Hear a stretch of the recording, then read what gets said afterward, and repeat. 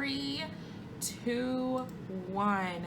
Hello, everybody. Oh my God. Okay, I need to calm down. Hey everyone, this is Clarissa back with 512 FM, a new episode where today we're going to talk about people and brands doing way too much. We're still in the middle of a social uprising. I know that the coverage of protests have not been as high as they used to be, but we're on like 34, 35 days of protesting. And it's a great thing because it shows that people still care and it's not a fleeting thought. And a lot of things have happened with brands this week in their racism, but we are going to kind of, we'll dive into that in just a bit. How are you? We're still in the middle of a pandemic. I am in Texas, where our governor finally decided that if your county has 20 or more cases, that everyone has to wear a mask when they go out. Now, we could have prevented this by making masks mandatory and opening up the economy a little bit slower, but then that would piss off his donors and his lobbyists for him to be reelected as governor. So why listen to science when you have money coming in, right?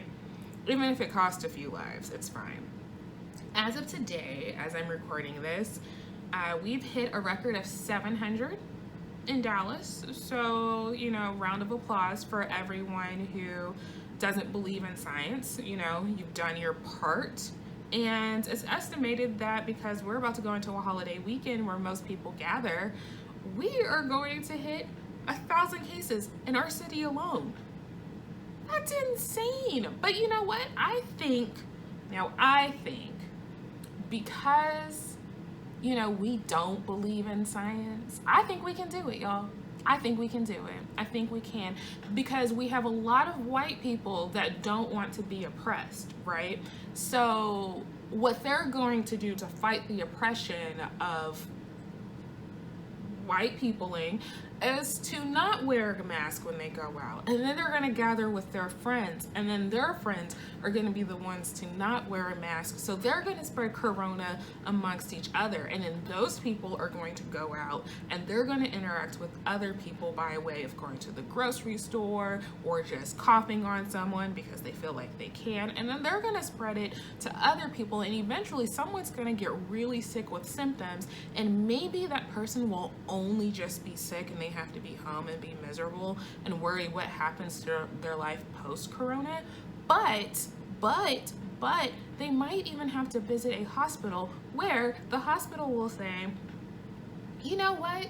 You're not that sick to be here, so here's some meds and go home. Or the hospital says, you're probably gonna die anyway, so we're not gonna take you in, because those are the choices that hospitals get to make. But hey, fight the power. Don't wear a mask, I guess. Sorry for my long tangent, but this is the stuff that we are dealing with. We are in the middle of a pandemic. If I were governor, I would shut this whole thing down. No, if I were governor, I wouldn't have opened it up so fast. We were closed for a smooth 3 weeks, and this fool is talking about opening up bowling alleys and we're all going to the mall and stuff. What in the Sweet Valley High are you talking about, sir?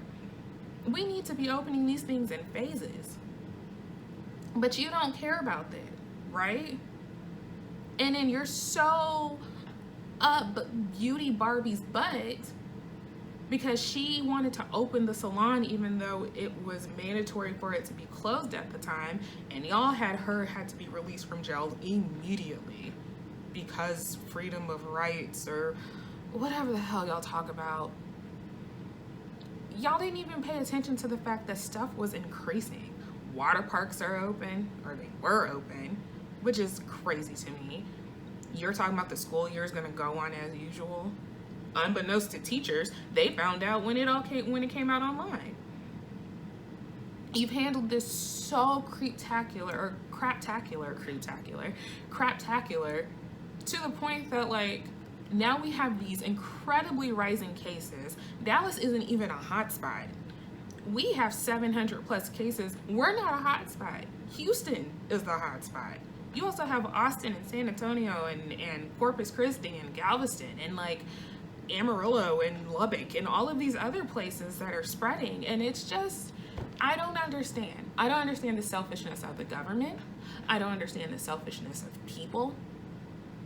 Just because you can recover from it, yeah, you might recover from COVID, but then people, you'll have some kind of, there's so many things that can happen post-COVID. You might have lung issues post-COVID. We don't know. We don't know because this is a new virus. This is new. I'm sorry, I'm not going to take the word of some random guy named Bob who got his degree from YouTube University because he watched some right-wing conspiracy theories during his spare time. I'm sorry, I'm not going to trust you when there's a certified doctor who has all the degrees and all the letters at the end of his name saying, hey, why don't you wear a mask when you go out and limit the amount of times you go out. I'm sorry. I'm sorry, Dr. Bob from YouTube University. I'm just not going to believe you over the actual doctor who studies the diseases in the petri dishes and stuff. I don't mean to even start this podcast like this, but like the amount of selfishness that has happened during this entire pandemic, if anything, COVID has really shown what the world and like what people are about. It has really shown their asses, point blank period. You can tell the ones who have a pure heart, who have a kind heart, because they're tipping people who are delivering their groceries or making their food because they decide to order out, which is fine. Ordering out is fine. But you have the people, you know that there are people out there who are just genuinely caring about other people because they said, you know what, even if it annoys me, I'm gonna wear a mask when I go out. It's 100 degrees here. I don't enjoy wearing a mask when I have to go run to Lowe's, but I would rather run to Lowe's, put on a mask, and then take it off when I'm in my car because, newsflash, you don't have to have your mask on when you're in your car, than risk getting corona for myself, risk passing corona to my mother, who I have not been able to spend time with. So yeah, like it's a lot personal, but there are other people who can't spend time with their loved ones because they're at high risk. Why would I want to get an essential worker sick because I decide I don't want to wear a face mask?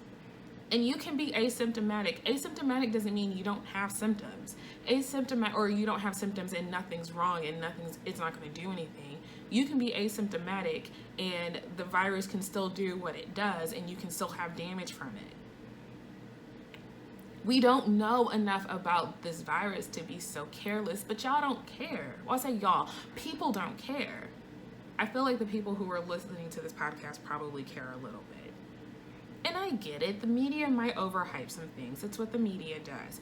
But if you're smart enough, you can look at scientific data and go, something ain't right here. So anyway, I'm frustrated. Maybe you can't tell, because literally all I want to do is to be able to go outside and want to come back home. I'm an introvert, but good God, like, I don't want to be a forced introvert. Don't force me to stay inside. I mean, I go outside to run, I go outside to walk, if I have to go pick up groceries and stuff like that. Excuse me, I do that, but, you know, I do try to limit my time. Because I want this to be over with so I can go back to my like natural pseudo, homebodiness. So I don't know when this is going to end, because I feel like by the time we talk about this is going to end, the second wave is going to come. Or if you're like the rest of the southern states, it's more like the first wave part 2. I don't think we're ever going to get a break. I don't know. Just know that your local and state elections matter. I know Texas is having an early election now for the runoff or something, in which we can't vote by mail because voter fraud, so we have to risk our lives to go line up and vote, but whatever. Yeah, I'm really upset. Again, I'm sorry. I'm so sorry to just rant on this podcast like this. But Corona is real. And I get that we're bored, man. We're bored in the house, and we are in the house bored. But the longer we don't cooperate, the longer we're going to be bored in this house. And then what? We're going to continue to be bored in the house. We're going to go insane because we're just stuck in this house. So, which, listen, I think I'm kind of already insane, at least a little bit. Not because of my little Corona rant, but because I get really excited about the milestones that me and my buns are making, you know, being comfortable with one another. I've been reading a lot about bunny languages and body languages, that is, and he does this really cute thing where he lies completely flat, like he's melting into the carpet, and it's so cute. And apparently it means that he's comfortable around you. He doesn't feel like he's about to be attacked, and so he can just chill. And it's the cutest thing in the world. And he's letting me pet him more, which is great because rabbits are usually skittish, you know? So anyway, I should do a whole episode on the rabbit. I'm kidding. I'm totally kidding, you guys. I'm not doing a whole episode on the rabbit. Unless you want me to, just kind of let me know in the comments. Anyway, all right. Let's talk some important news here. Let's talk about the Facebook boycotts. So the last time we chatted, there weren't a lot of known companies that were participating in the Facebook boycott, which is pulling advertising from Facebook in terms of their ads for the month of July. Facebook makes 99% of its revenue from advertising. So our little 1% of just being on Facebook and yelling at our like boomer aunts and uncles or whatever isn't really making the money for Facebook, but those millions of dollars that big companies put into their ad spending is. So as I mentioned, North Face, Patagonia, Upwork, RAI, and Talkspace were a few people who pulled their ads for the month. But as soon as this podcast was released last Friday, more came out. And when I say more, I'm talking big people. Verizon, Starbucks, Coca-Cola, Target, Microsoft, Adidas, who owns Reebok now. I didn't know that, but Adidas said neither me nor my girl Reebok will be advertising this month. Clorox,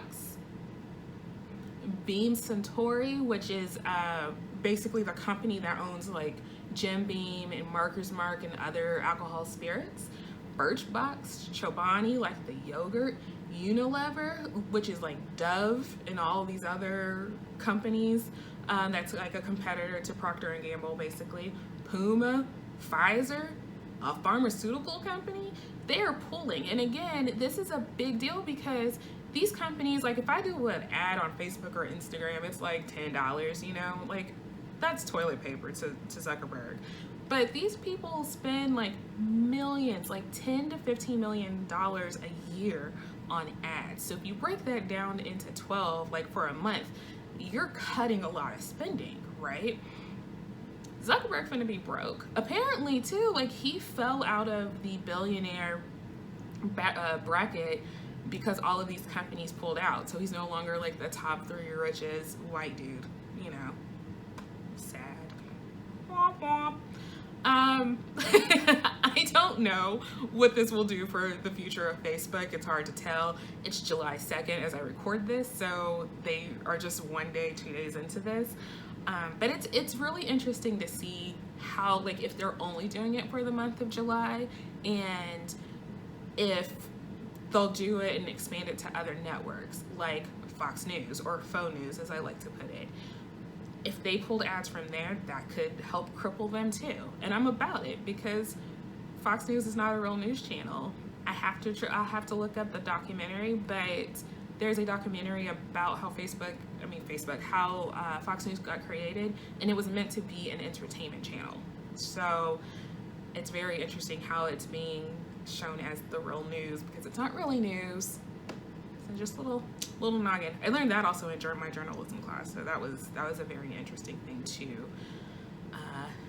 to figure out as well. You know, again, I would like to say, like, I like Instagram over Facebook in terms of a platform. I've been on Facebook, oh my God, I think I've been on Facebook for like 16 years, which is so embarrassing. But I got on Facebook, Baylor was a test school. So I was on Facebook when you like put your classes on there and stuff. Like it was called the Facebook, and you had to have your college, I think I've told the story before, but you had to have your college email. So I've been on Facebook for a good moment. I don't know why I can't quit it. Now that I have FIVE12 STUDIO, it's a little bit harder just because I have my Instagram, but then I also have my Facebook page, and I don't know. I don't put a lot of money in it, which is why my stuff won't show up, and I don't care. Like, I don't care if people don't see I just would rather not. I'd rather market on my own platform, which is being revamped right now. So that's that. I think Instagram, it's time for you to part ways with Facebook. Because if they're pulling from Facebook, they're gonna pull away from you. And I like Instagram for the most part, and I would hate to see it go down in flames, but you know, it'd be like that sometimes if you don't partner with the right people. So, but you know, the real winner here, Tom from MySpace. And if you're like me, you removed Tom from your top 8 friends account too, and you shouldn't have. And I regret that. But you know what Tom has been doing ever since Justin Timberlake bought the platform from him? Minding his business, traveling, taking photos, eating his food. You ain't heard nothing about Tom. You don't hear no accusations about Tom. You don't hear about how Tom called somebody the N-word, or how Tom said that like we should build the wall. You don't hear anything about Tom, because Tom is minding his business. He took that $0.62 trillion. I don't know if that's how much money he made. Just roll with me here. And he said, peace. You don't have to hear about me or my top 8 again. And now where is MySpace? Exactly. And if you're listening to this podcast wondering what a MySpace is, baby, you are too young. And I am too old. And I need to be wearing night cream. All right. So here's some other news. It's going to kind of get into the topic of what we're talking about today. Basically, I've come to a point that a lot of people are doing too much, and a lot of people are taking away from the importance of what this social uprising is, the Black Lives Matter movement, and it's personally driving me crazy. So let's just get down to it. Hulu pulled down a non-offensive episode of Golden Girls because they think it may be offensive. So here's the episode. The episode is when Dorothy brings her son Michael home to, Dorothy's son brings his fiance home to meet Dorothy and Sophia, the mom and grandmother. The fiance is an older Black woman. I believe like there's a 20-year difference between them. So they're talking, and played by Rosalind Cash, who when you see her, like, you know her. She's been in so many different things. She's been in General Hospital, which I love, but she's been in a lot of different TV movies, a lot of shows on Broadway. She's done a lot of work. You definitely know who she is. Anyway, so he brings her home, or he brings her to meet his Dorothy and Sophia, and while they're all talking, Rose and Blanche walk into the living room from the kitchen. They're completely oblivious about everything, like not knowing that people were over, and they're wearing a mud mask. And then they just kind of stop, and everyone stares at each other because the fiance's mom and like their relatives, of course, are black, and they're looking at her, or they're looking at Rose and Blanche like, and Rose looks at Blanche, and Rose are looking like, this is not what this looks like. Rose says, oh, we're not black, we're doing a face mask. Sorry, I'm laughing because I love Golden Girls and it's hilarious. But I mean, they laugh and it's funny, and it like kind of just moves on. Like, it's like, okay, I know what this looks like, but that ain't it. So they acknowledge it, they move on. It's not a big deal. People who know Golden Girls knows that it was very progressive, especially for the time. And there would be no reason why Golden Girls would do a blackface episode out of the blue. There's another episode where Blanche buys a hotel, and she puts the Confederate flag up, and Blanche is from Georgia, and Don Cheadle's character comes in and he talks about why the Confederate flag is very harmful. So they have that conversation, and this is in the late 80s. So they have that conversation, and of course, like, you know, Blanche is like the Southern belle or whatever she proclaims herself to be. So yeah, there are some things that might come out, but then they address it and they say, well, this is why this is wrong, or this is why this is offensive to some people. So they were always really good about staying ahead of the curve. Now, Hulu pulling this because they think it may be offensive does nothing but pulling a really good episode of the Golden Girls. That's all it does. It doesn't, there's no rhyme or reason to do this. It's kind of this like knee-jerk reaction of like, okay, this is how we're gonna solve racism. We're gonna pull everything that's racist, and then everything is solved. That's just not it, though. It's not it. There are actors who are in their feelings, and well, I'll tell the story. So Jenny Slate and Kristen Bell both decided to step back from their voice roles in Big Mouth and Central Park respectfully. Jenny Slate, who plays Missy in Big Mouth, voices the character of a biracial Jewish and black character. Kristen Bell voices a character named Molly, who's also of mixed race, which I don't know what the race actually is. When they both announced that they were stepping back, they said that they believed that it was time for a person of color who is either biracial or multiracial or black to voice these characters. And then in this great avalanche of white guilt, Alison Brie came out and decided that voicing an Asian character was wrong. She just decided, oh, I can't take this anymore. I did a terrible thing. Hank Azaria decided he's no longer going to voice Apu from The Simpsons after receiving royalty checks for 20 years. Mike Henry, who's a white man, decided he no longer wants to voice Cleveland Brown from the Family Guy spinoff, The Cleveland Show. You guys, okay. Before I continue, let's break this down, okay? I appreciate actually what Jenny Slate and Kristen Bell did. From my understanding, from reading multiple articles, they were on board to do the show. They had no idea who they were playing. And so when they were given the part, it was just like, okay. Now I know that Jenny Slate at one point defended her playing Missy because Missy is Jewish and black and Jenny is Jewish, and so she felt like she had this connection. She had this kind of come to Jesus meeting during all of this social uprising, talked to Nick Kroll, who's the creator of the show, and said, hey, I should step back. Kristen Bell, I have no issues with Kristen Bell making her decision either. Kristen Bell, she tries.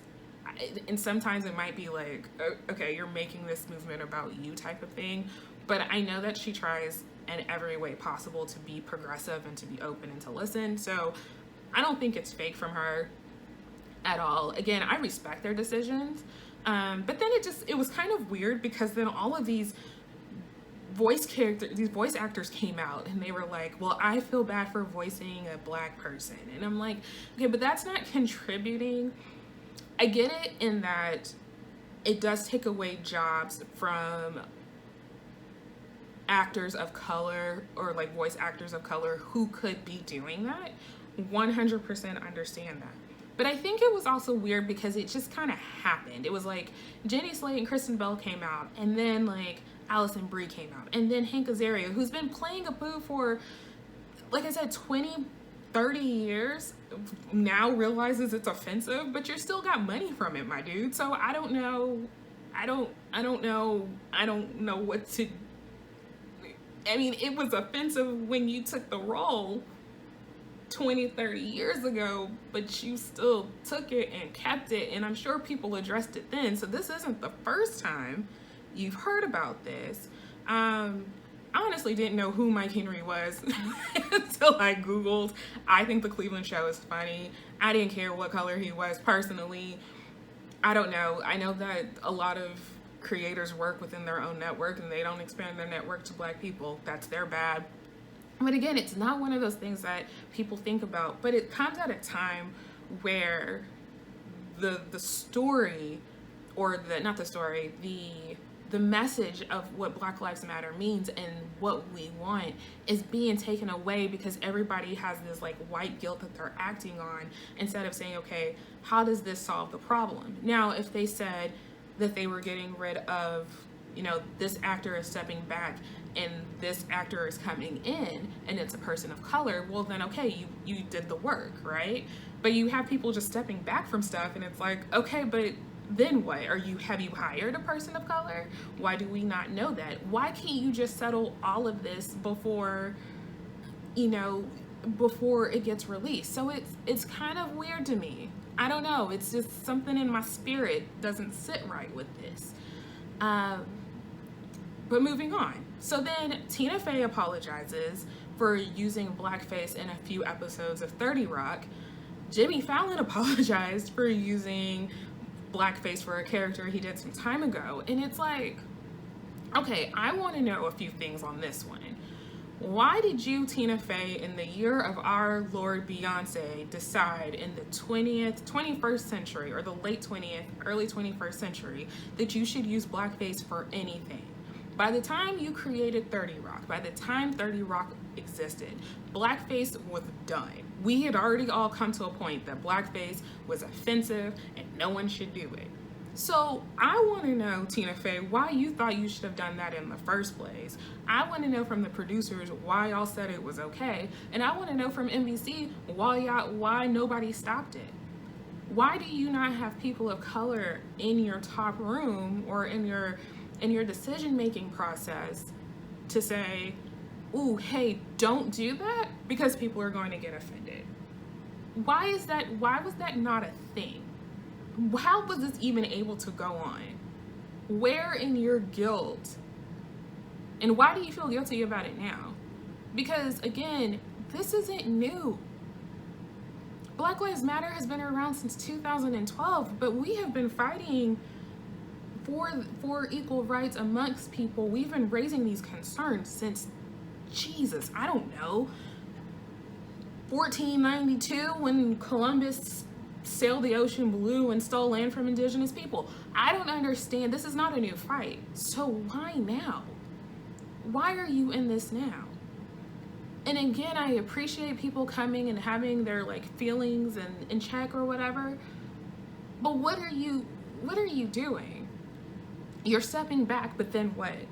How are you moving forward? How are you helping this move forward?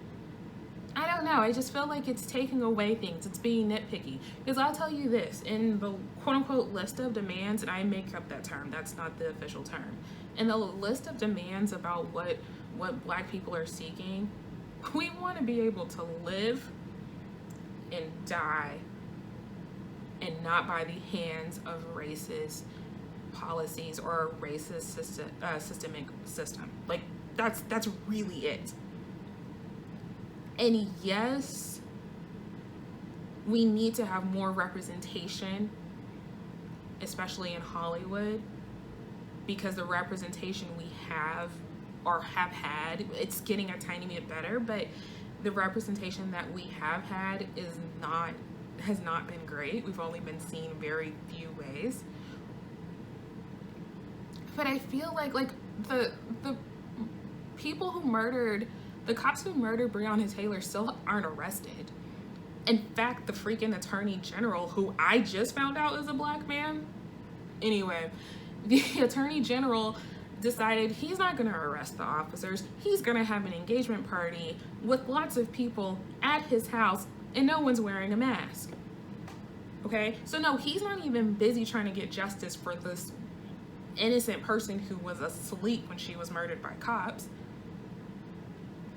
You have somebody in California who was hung on a tree and they just deemed it a suicide.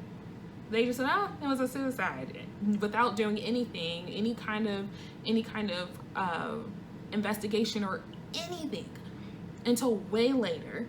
And then they were like, didn't look like a suicide. Yeah, because Black people don't hang themselves on trees. Excuse me. Do you see what I'm saying though? Like, I get it, but all of these kind of like feelings of like, oh, I feel so guilty about the blackface, I'll take off all the episodes. Like, that's great, that's cute, whatever. Stop making it news, just remove it. But like, we have bigger issues we're dealing with. Black people and now the Latino community are dying dying of COVID at a faster rate, not because Black people and Latino people are more susceptible to getting it because of their color, or the color of their skin, or their heritage, or their genetics, but because they tend to be the higher percentages of essential workers. And so they're more at risk of getting it, and they're more at risk of dying from it because the access to healthcare in this broken system is at a disadvantage to them than their white counterparts. That's what we're dealing with right now. So, okay, great, Miss Brie, you have your white guilt about playing an Asian character, and I understand it, and thank you for understanding that, you know, pass the torch to someone else, but just do it. I think that's my thing. Just do it. Just do it. Just everybody just take a step back and replace or do whatever, not publicly. And Hulu, put that episode of Golden Girls back. It's not offensive. It's not offensive. It's not offensive in the least. And then, didn't write this in my notes, but also Mad Men is going to write a disclaimer because there's an episode of Mad Men where one of the characters is in blackface. And I'm like, okay, the show that is set in the 1960s and somebody's wearing blackface, I mean, it's to be expected if you understand the culture of the 1960s. Like, what's next? You're going to put a disclaimer about like the treatment of women? We know that the treatment of women in the 1960s workplace was terrible. This is not what we want. This is not what we ask for. Okay? The NFL wants to start playing the Black Anthem at the games. Sir, just let your players kneel. Like, this is not, what is that going to do? That's not doing anything, NFL. That's not doing anything. This is what you do. The teams that have Native American mascots, change their names. Because Native Americans are not mascots. You want to do something bold, I'm asking you as a Black person to make these teams accountable for whatever their names are and change the Washington Redskins to literally anything else. Literally anything else. NHL, change the Blackhawks to literally anything else. It doesn't make people's culture a mascot. Okay? If you want to do something that's so groundbreaking and inclusive, do that. All right? We don't need the Black Anthem played at the y'all. I'm gonna title this episode "You're Doing Too Much" because this is literally too much. And what happens is this stuff gets reported over the actual like serious demands, and people say that this is going too far and that they're bored of talking about it. Well, one, you're bored talking about it. It's only been 2.5 weeks. I'm bored of living it. I'm 34 years old. We'll erase the first 4 years of my life because I didn't know what racism was when I was 4. But like, let's start in kindergarten when I was 5 and some girl said that my skin was dirty because it was brown. Or some other little girl called me the N-word. And I had no idea what that meant, but I knew by the tone in her voice that it was not a good thing. Okay, so that's my life. And people have had it worse when it comes to racism, so sweet cheeks. You might be tired of talking about racism. We're tired of living it. And we're tired of living it. And it's not because Jenny Slate decided that she wanted to keep playing Missy, a biracial Jewish and black girl on Big Mouth. That ain't it. That ain't why we mad, okay? We would like to play roles of black people because representation matters, absolutely. But we would also like cops who murder people for no reason to deal, to be arrested and charged and convicted of their crimes. Can you imagine if I just busted in somebody's house and killed them while they were asleep? I wouldn't be on paid leave. Are you kidding me? I would be in prison because I killed someone in their sleep. Do you see what I'm saying? These are the things we want. And I need companies like Hulu and Netflix and everybody trying to pull their content to just stop. Stop and consult a black person and say, hey, let's have a chat.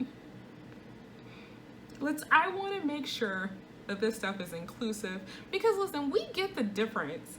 What are you gonna do? You can't remove Roots because it has slavery, because the Roots is about slavery. Like, we understand history and context, right?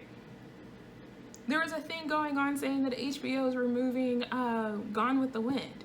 Now, I'm not a Gone with the Wind fan. I've never seen it. I've never read the books. I know enough about it for me to go, you know, all right. But we know it takes place a little bit after the Civil War or before it. Something with the Civil War. We know what the Civil War was. I'm not saying to remove it. I'm not reading it, but I'm not saying to remove it. But this is the classic case of doing way too much. Because again, it takes away from the important message of addressing systemic racism in our culture and in the society that we have. What we want has nothing to do with what's happening here. I don't mean to be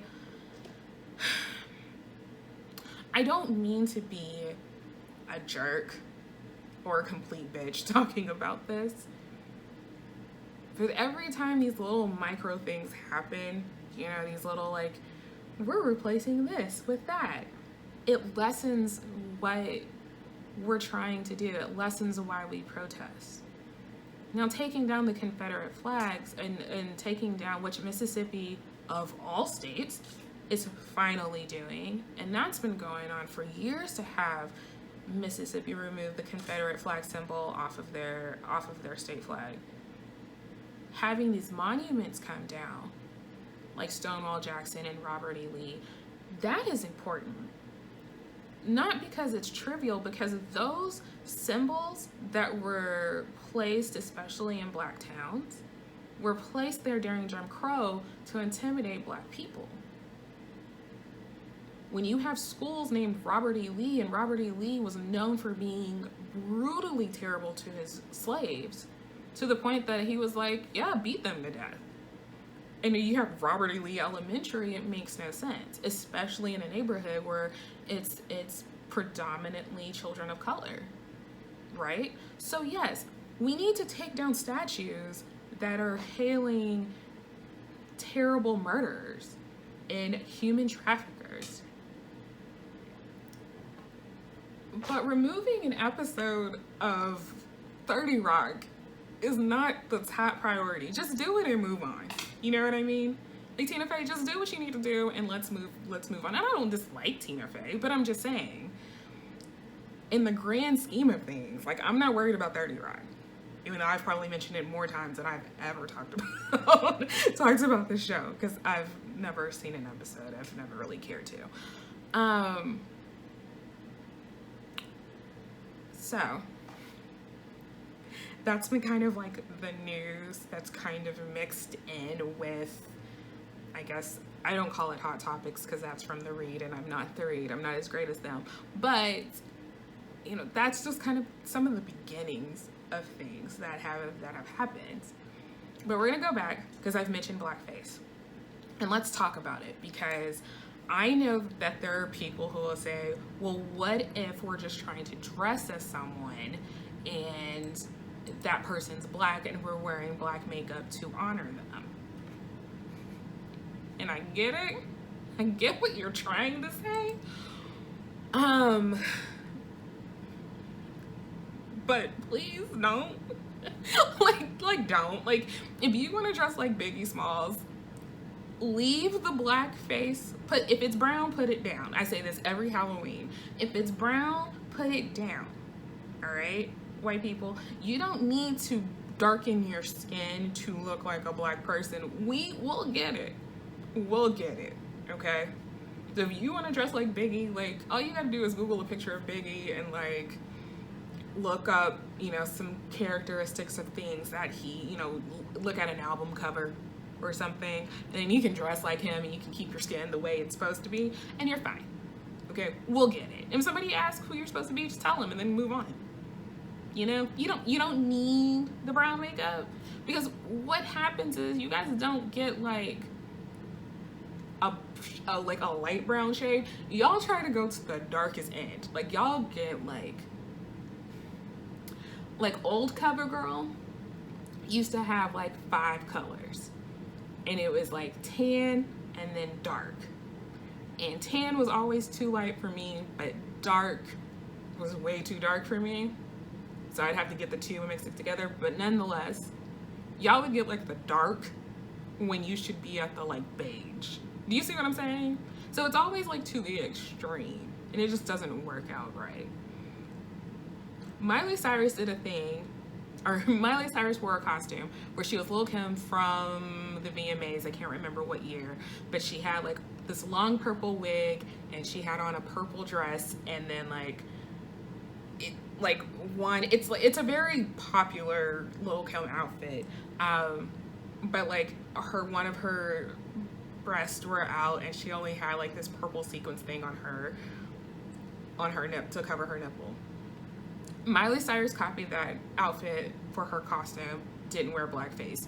We all got it. I've seen some where people are dressed up as Beyonce and Jay-Z. No blackface.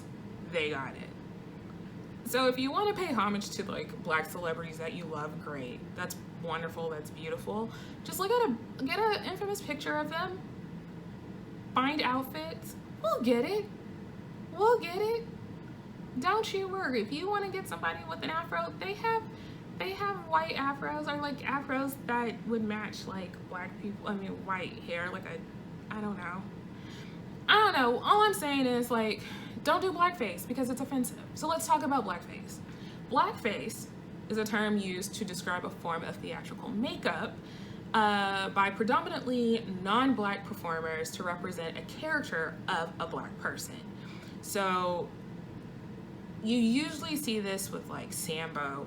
They used like dark grease, and they, like I said, it was always the extreme. It was like literally black, because black people are literally black apparently. And they would emphasize like the nose and the lips of a black person, or of their face, to say like, hey, I'm a black person.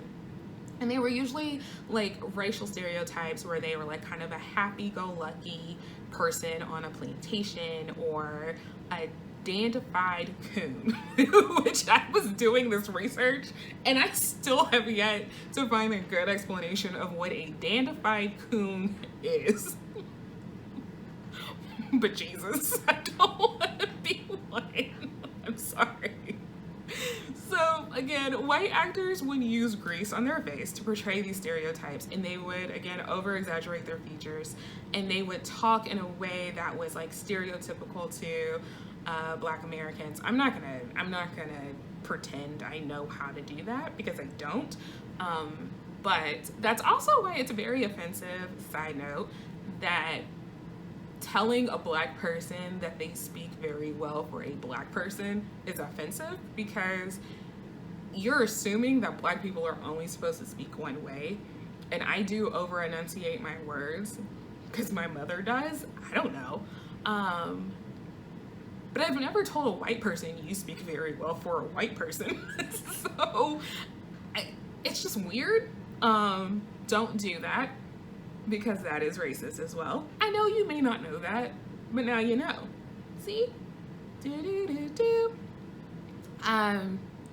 1830, blackface grew to be a very common form of entertainment in movies and plays called minstrel shows, which is still a very weird word to say when you're on a podcast, so I'm trying to over-enunciate it very well.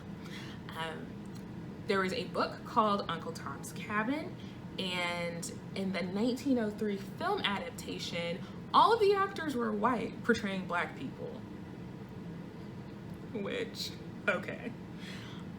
For a little summary about Uncle Tom's Cabin, it is a story about Uncle Tom, who is like this dignified slave. He basically a very obedient slave, and while being transported to be auctioned off in New Orleans, so being human trafficked,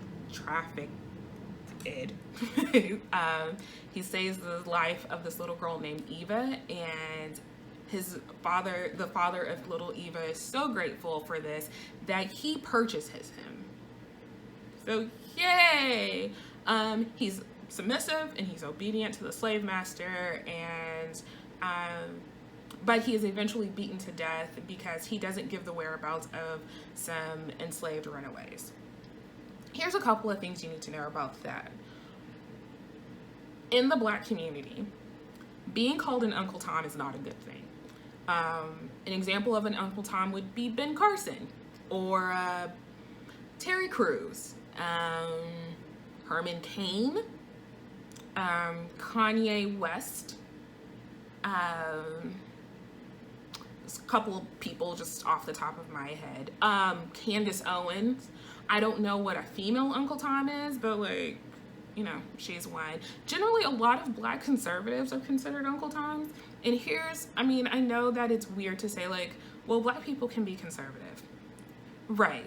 Politically, in the United States though, politically, conservatives tend to adapt to policies that are generally anti-racist. I mean, not anti-racist, that are racist without it being like Black people have to sit at the back of the bus type of situation.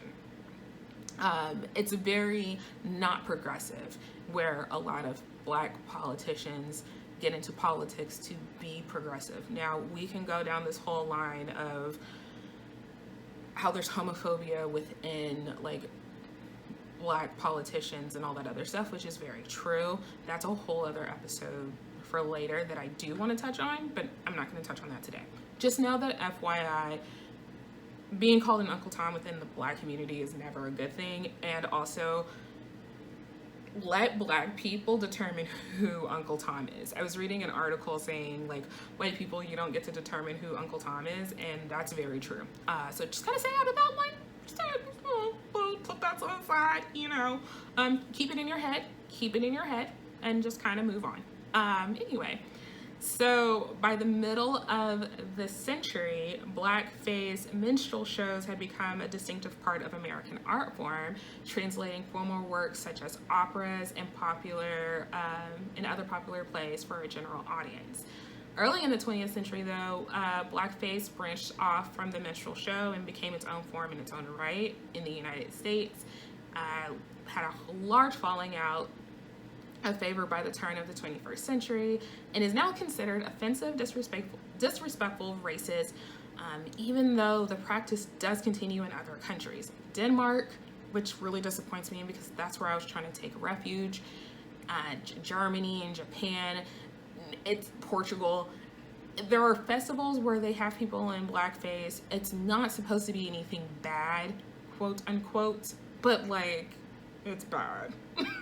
Like, I just wish the world would know. Please don't do blackface. Just please put the black paint down and just wave at the people and say hi and throw your candy and then go home. Like, that's all I really want you to do. So yeah, that happens. still today, which is again why I go back to the 30 Rock and I go back to SNL and all of these shows that came out in the late 20th century, which, you know, by that I mean the 80s and the 90s, the 2000s, early aughts. Why the hell are you still having blackface? Like, we all know at this point in time that blackface is offensive. Now, if you have it to say, like, a character's doing blackface and then there's a character telling them that it's wrong to do blackface, then, okay, fine, you're making a point that something is wrong. Whatever. But just the fact that you would do a blackface, or you would do blackface now, no, you know better. You know better. Because you guys are not dumb. So it's just that you don't care, right? It's very weird also, because when I went to college at Baylor and I would go to like Halloween parties, people were very much like, just did not care that they were doing blackface and being offensive. And even if we told them, hey, that's offensive, I'm not a fan of it, it was ignored. And so this is where I struggle when it comes to people in Hollywood, brands in Hollywood deciding to pull episodes or, you know, have characters be released from, you know, their cartoon characters and putting a person in color in place, which I love and I respect, because in terms of equality in jobs, it is very, the chances of a black person, black or a person of color being able to voice being a cartoon voice in something that's not like the Boondocks, which there's of course nothing wrong with the Boondocks, it's a great show, but I'm just saying, if the chances of a black voice actor or actress voicing a black cartoon character on a predominantly white show is very low. A lot of that has to do with also, you have a character that voices multiple, you have a voice actor that voices multiple actors, or multiple characters, excuse me. So that's also a reason. And again, I understand that. And I understand the change that's needed, because I do believe that pop culture can influence real life. It's one of those things where when people say that I'm not like the black people they see on TV, and the only thing that you have of black people on TV is what you see on BET, which, like, listen, black people on BET, there's nothing wrong with black people on BET. There's nothing wrong with it.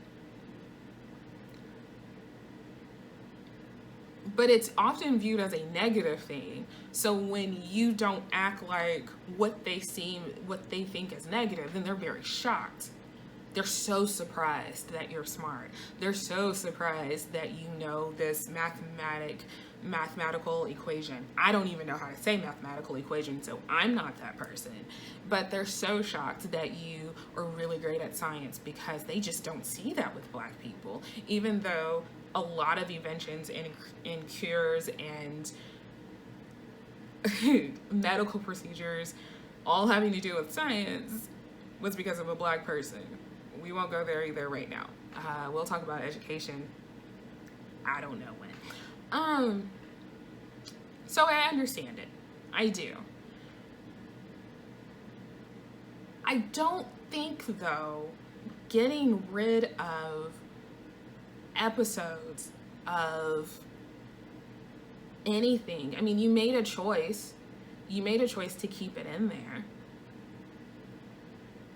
I mean, what do you, there's some things that don't need to be removed. There's some things that don't need to be replaced.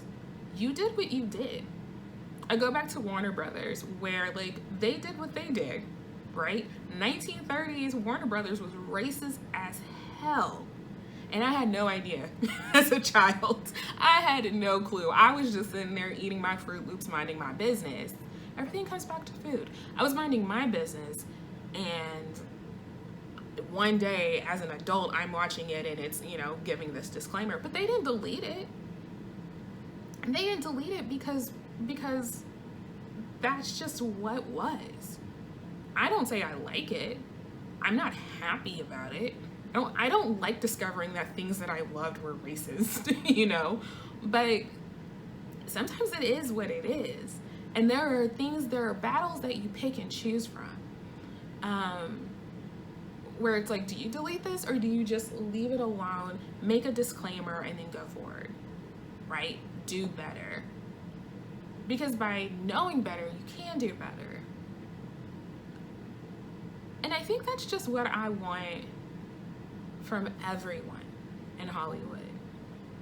Stop getting into your white guilt, though. Stop doing all of these little things that trivialize. And I don't think it's done on purpose. I don't think they wake up and say, I'm gonna make this about me and I'm gonna write this long essay. I think what's happening is that people are being called out finally, and cancel culture is a weird thing for me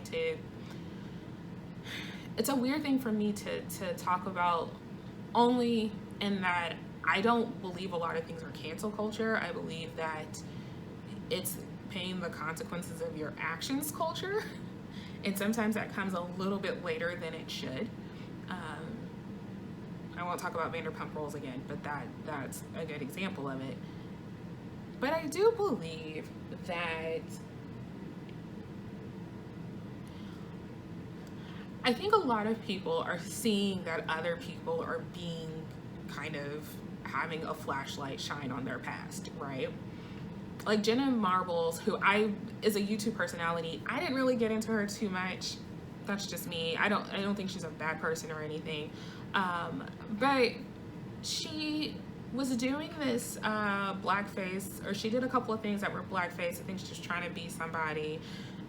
Her comedy was a little bit different in the beginning than it is now. She got addressed about it, but nothing really came of it. She kind of ignored it. And then she talked about it and she deeply apologized. Her content had changed a lot since that time. She apologized for it. She basically canceled herself, I guess, is what I've read. And, she's apologized for it. And I think that's great. I do. Again, I'm not mad that people are taking responsibility. I guess I'm mad that the coverage is over how celebrities are taking responsibility of things that if you were to put a scale of how harmful the racist actions were on a scale of 1 to 10, 1 being not harmful at all, 10 being somebody died, I feel like a lot of these actions are like 3, 4. And that, okay, yeah, that could have been a job that a person of color could have. That could have been another way for a person of color to be seen and showcased in a different light than the stereotypical light. But I mean, we're fighting justice for Black trans women who are dying at an astronomical rate. Do you see what I mean? Like, so I think if we were to keep shedding the light on the things that were the 8, 9, and 10s of the world, because there are so many people of color, there are so many Black people that are being killed by police officers that aren't getting reported, right? There are people who are being hung that aren't being reported. And we need to start reporting that. We need to start talking about that. That is what I want to see more conversation about. I don't care that white actress number 45 has a regret because she said the N-word when she was 10. And here's also the thing too. I understand feeling guilty, right? And I do understand being like, God, I feel like I need to apologize. But I think there's also a time that you have to check yourself and have to go, is it right for me to say this publicly, or should I just kind of keep this and then we'll work around it when the time is right to release it? Like if there was a new episode of Central Park that was coming out in October, then okay, I can see where, you advertise new episodes coming out, Kristen Bell decides to leave and this person's playing this character. You know what I mean? Like, I'm not mad. Again, I'm not mad about it. And I'm sitting here trying to think what the right response would be and the right way to do it, because I don't have that answer. But I wish there was just a balance. I mean, Hulu, I want them to put the episode of Golden Girls back, because girl, what? It wasn't racist. No one thinks it's racist.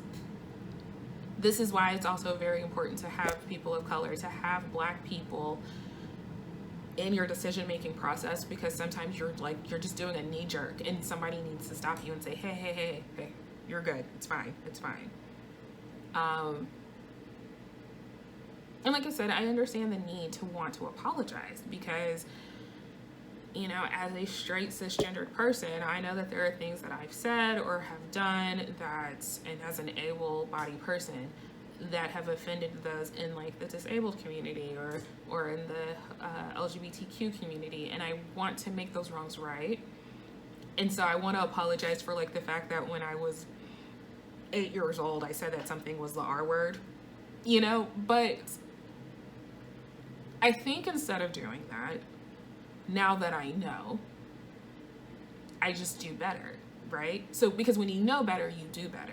And that's why I always say there's a difference between ignorance and stupidity. I believe that ignorance is you just didn't know. Again, last week we talked about Eskimo pies, and I was like, I had no idea at the time that Eskimo was a slur, because I remember hearing like Eskimo kisses all the time, and it was so cute.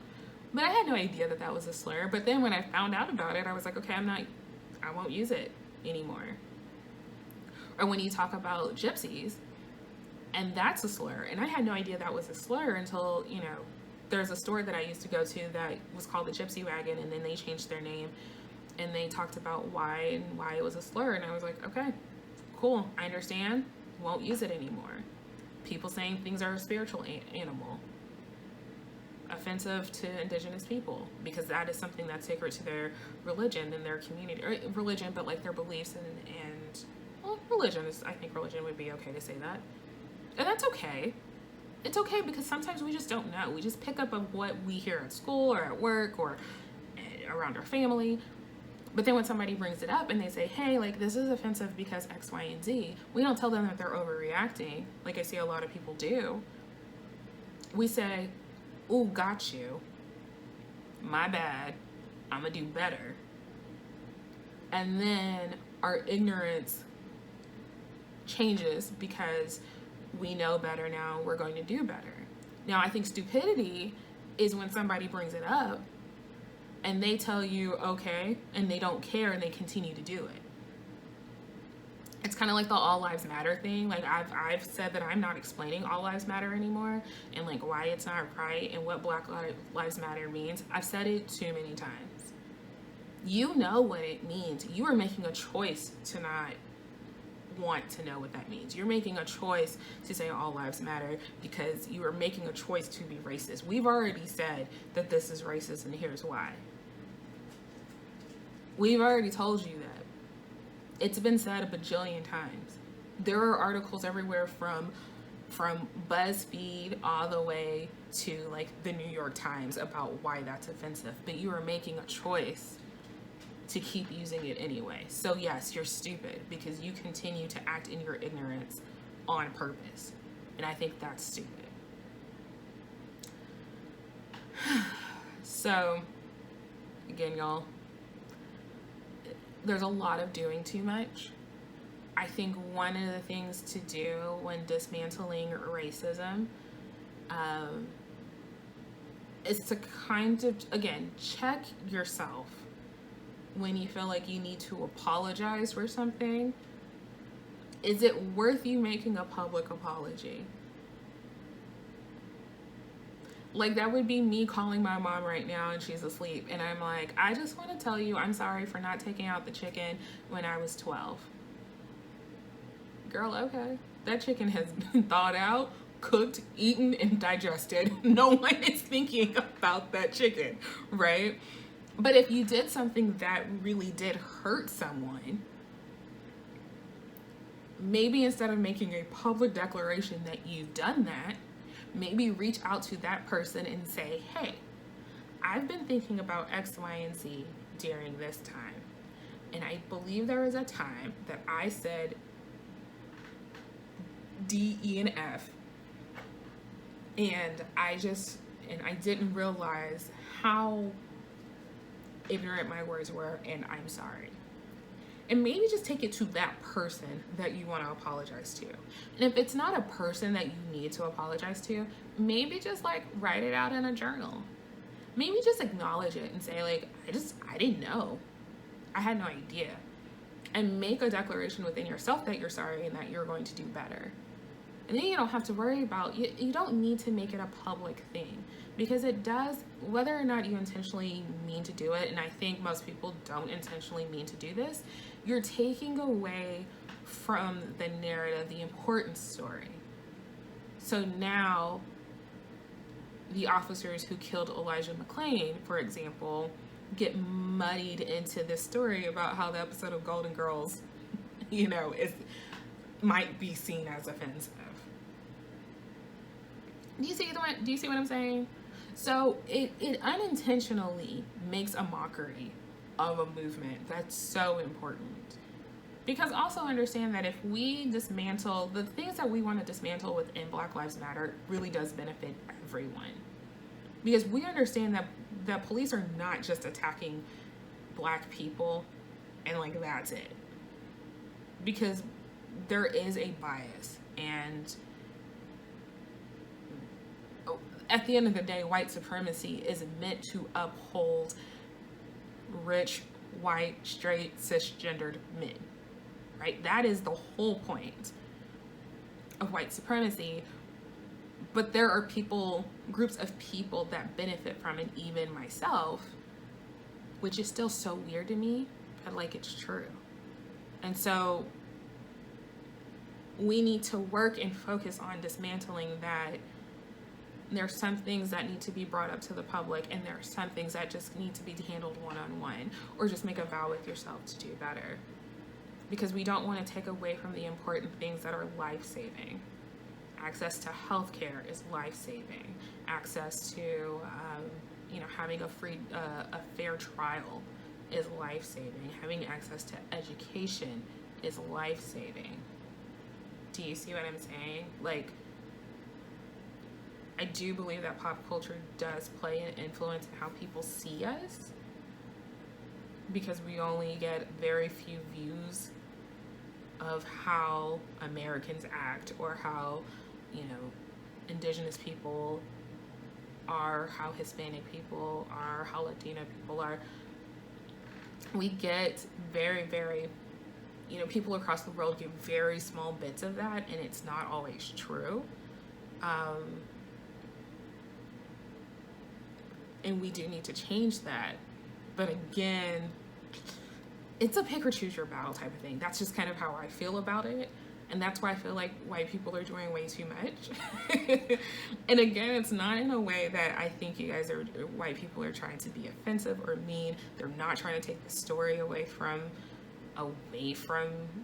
Black people, but I think it's kind of this struggle of, we need to admit every single thing, and especially even in the 8 points, lettering or writing of everything that we've done wrong, because we need to change it. And it's like, let's go vote, right? Like, I understand that Joe Biden is probably not everybody's favorite Democratic nominee. He's not mine. I say that I wanted Elizabeth Warren from day one. When it was between Bernie and Biden, I wanted Bernie. But we don't have that. We have Biden. And I'm not a fan of Biden. I'm not going to go way deep into it. I'm not the biggest fan of him to be president. But I will tell you this. We have education. We have healthcare. The lives of LGBTQ people in general. Everything from healthcare to access to homeless shelters and just livelihood, basic human rights needs. All of those things are on the chopping block. Whoever gets promoted to, gets RGB's new RGB's seat in the Supreme Court, if she decides to retire, which I mean she probably will. All of those things are on the chopping block. And we can either have another Kavanaugh, which is so freaking triggering, I can't even with that. Or we can try to fix what the heck is start trying to fix what the heck is happening. Because I'll tell you this, if I can work within I feel like we can work better and recover better as America under a Biden administration than what we're doing under a Trump administration. And I say all of that to say is I understand not liking Biden, but also understand that there's so many things that come at risk if you decide to just throw away your vote. I don't want to get too deep into that either, but that's just something that I want. No, I mean, we can't. If you decide to throw away your vote, you decide to just write in whoever you want it to, or a third party, we're going to have another 4 years of Trump. And we see how he's acting during the middle of a pandemic.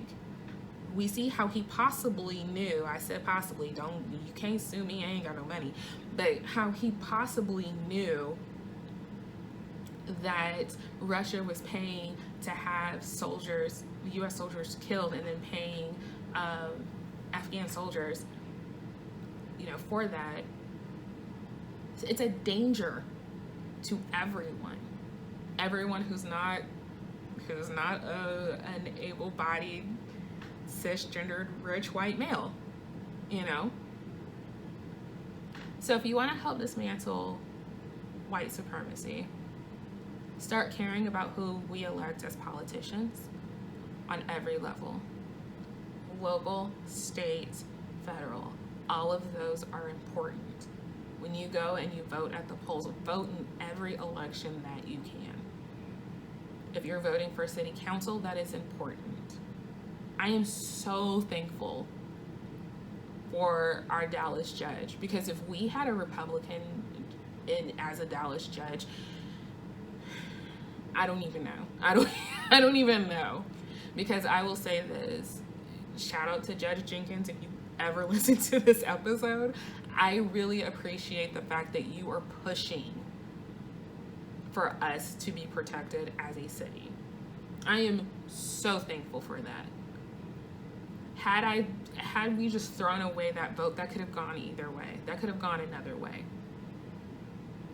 I know people that live in a Republican-run city, and their judges, they're just not, they don't care about the mask ordinance in the middle of a pandemic, which is so dangerous for, human life.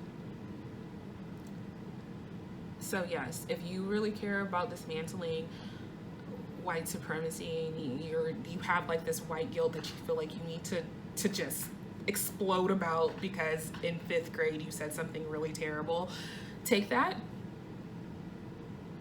learn from it, vote like lives depend on it, because it does, and just put that in, okay, I'm learning and I'm going to be a better person, or just appreciate the fact that you're a better person for it. If you're at work and you've been kind of idle about a coworker being treated unfairly because of their race, this is a good time to step up for it. You don't have to acknowledge it, just step up. You don't have to say anything, you don't have to make an announcement. Doing the right thing does not require an announcement. It just doesn't. When you put away when you start to change, you just go, you make that note and you say, I am changing my way of thinking like this to that, and you just do it. And you constantly practice it, because here's my thing too.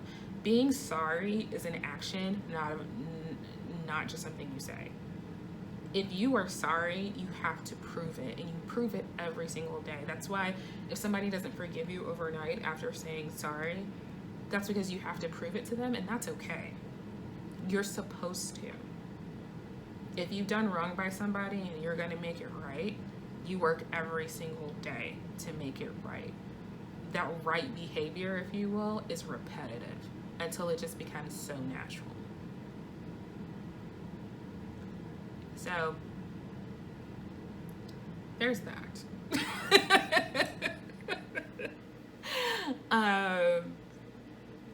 I don't know what else to say. I feel like the world's falling apart.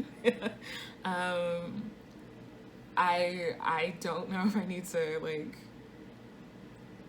I've enjoyed talking about this. I've been very nervous to talk about this because I have this thing of, a lot of my friends are white. If I were to look at a pie chart of how many of my friends are white and black or whatever, which I would never do, I have 4 Asian friends. Like, I wouldn't do that. But if I were to look, like, a lot of people in my circle are white. Whether they're co-workers or people I partner on projects with, or like close friends, people that are like my family. And I've always struggled, and this might be a topic for next time, but I've always struggled with talking about this because I didn't want to offend them. I always had a disclaimer because I didn't want them to think that I hated them.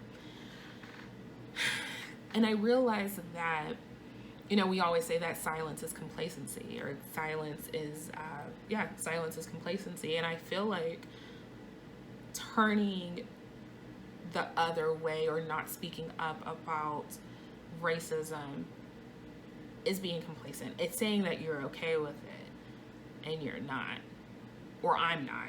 I can only speak for me. I'm not okay with it. So it's been really good to talk about this. I won't lie and say that it hasn't been hard. I won't lie and say that I haven't lost friends. But you know what? It's okay. If I lose friends because I'm talking about racism, then I don't need racist friends. So, I mean, one person I don't have to walk on eggshells around. You know what I mean? But yeah. So, thanks for listening. I have looking around for my bun, who's laying right next to me. He's so cute. You guys, he's adorable. I love this little bond we're having. He's all melted into the carpet. Not like literally, of course. Anyway, so I'll talk with you guys next time. I don't know how long the series is gonna last, by the way.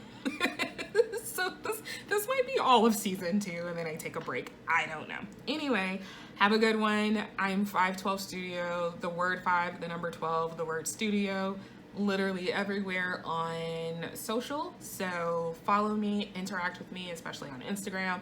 I'm good at checking the DMs. I check DMs more than I check emails. Sorry. So just, you know, message me up there, leave a comment on a photo, whatever the case is. If you've got questions, ask.